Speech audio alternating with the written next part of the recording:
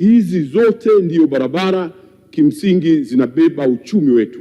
Kwa hivyo tumepanga kuhakikisha kwamba tunakwenda kuzifanyia ukarabati mkubwa, na maelekezo ya ilani ya uchaguzi ya Chama cha Mapinduzi yako dhahiri kwamba tunakwenda kufanya pia si ukarabati tu, ni pamoja na upanuzi wa barabara hizi. Kwa hivyo mkakati wetu, mtaona namna ambavyo tunaanza kuzitoa barabara hizi kutoka katika single carriage zinakwenda kuwa katika double carriage. Kidogo kidogo tunaamini kwamba tutafanikiwa, tutakwenda hatua kwa hatua.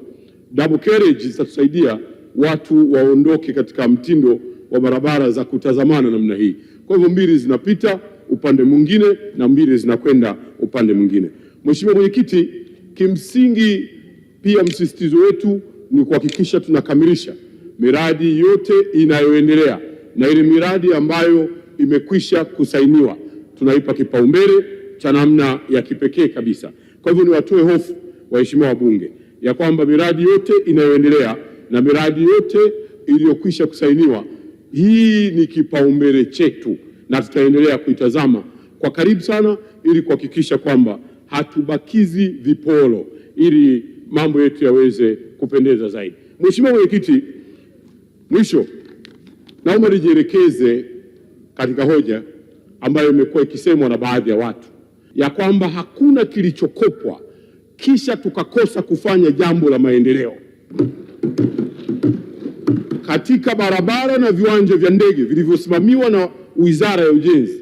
Mheshimiwa Mwenyekiti, leo tunampongeza sana Rais Samia kwa kazi kubwa na nzuri anayoifanya, na ushahidi ni juzi Waziri wa Uchukuzi amekuwa akienda akifungua baadhi na kuruhusu ndege zinaruka. Tusingelikuwa na kiwanja cha Tabora, tusingekuwa na kiwanja kilichoboreshwa pale Shinyanga, tusingelikuwa na kiwanja kilichoboreshwa pale Sumbawanga, tusingelikuwa na mradi unaoendelea wa kuboresha kiwanja cha Kigoma, tusingelikuwa na uwanja unaoboreshwa pale Tanga, tusingelikuwa na mpango wa kutengeneza kiwanja cha kisasa pale Manyara. Haya yote tunafanya ni kutokana na mikopo nafuu tuliyoipata kupitia wadau wetu wa maendeleo. Kwa hivyo jambo la kusema kwamba tunakopa lakini hatuna tunalolifanya ni jambo la uzushi, ni jambo lisilo na maana na ni jambo la uchonganishi baina yetu na Watanzania. Ni mikopo hii ndio inayotupelekea tunajenga kiwanja cha kisasa cha Msalato, ni kiwanja cha mfano, ni kiwanja kitakachokuwa ni hub. Ndege za aina zote katika taifa letu zitatua ni kwa sababu ya kiwanja kikubwa cha pale Msalato.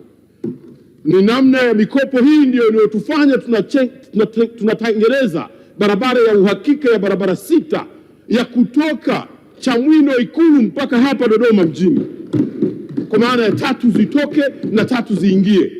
Tunajenga mji wa kisasa wa serikali. Hatutaki kufanya makosa. Tunataka miaka 50 ijayo watoto wetu watakapokuja wakutane na jambo ambalo sisi wazazi wao tuliliandaa na likapendeza sana. Naomba waheshimiwa wabunge, kwa sababu ya muda kuto kutosha, nitawapa takwimu ya namna ambavyo nchi yetu imefanya maendeleo makubwa katika mikopo tuliyoikopa. Mikopo hii, Mheshimiwa Naibu Spika, ndio iliyoifanya Kigoma leo ifunguke. Tunatengeneza barabara ya kutoka Malagarasi kwenda Uvinza ni kwa sababu ya mikopo hii. Kutoka Kasulu kwenda mpaka Manyovu ni kwa sababu ya mikopo hii. Watanzania ni lazima wakatae uzushi wa watu wa namna hii.